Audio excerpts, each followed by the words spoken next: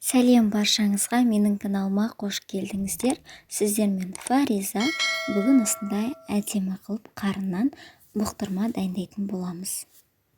Ең алдымен қарнымызды жақсылап жуып тазалап аламыз.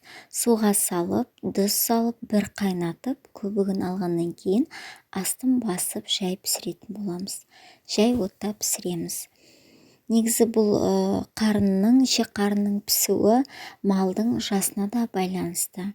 Жас мал болса тез піседі, ірі мал, яғни кәрі мал болса ұзақ пісіп жатады. Соған байланысты пісіріп аласыздар. Енді бізге керек осындай сәбізді үккіштен өткіздім. Пияз, тәтті бұрыштарды осынша етіп турадым. Және де қарнымызды да дәл осындай осынша етіп турап аламыз. Ішегіңіз болса, оны кәдімгі домалақ қылып турай бересіз. Қазанға картоп қуыратындай етіп майды құйып, жақсылап қыздырып, қызып тұрған майдың үстіне ішек қарындарымызды саламыз. Және де тағы да қуырамыз, араластырып, 5-10 минут қуырамыз. Содан соң пияз саламыз үстіне. Тағы да жақсылап қуырамыз. Барлығын осылай сала отырып, 5-6 минуттай қуырып алсаңыздар жеткілікті. Барлығын осылай қуыра бересіздер.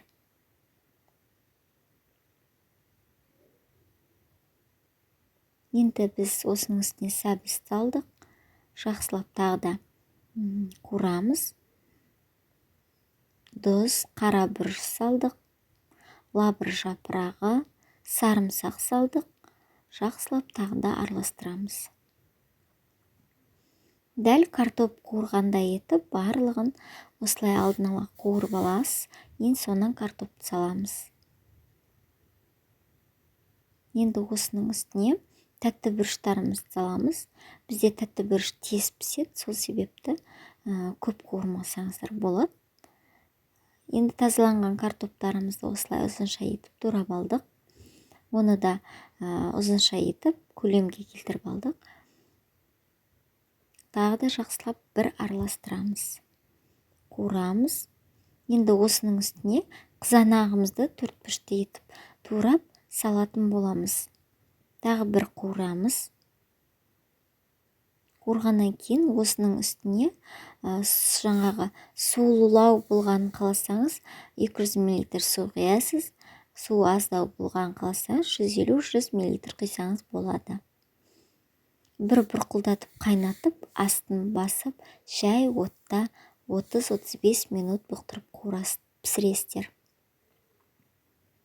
Мінекей менде осындай суы осындай болды.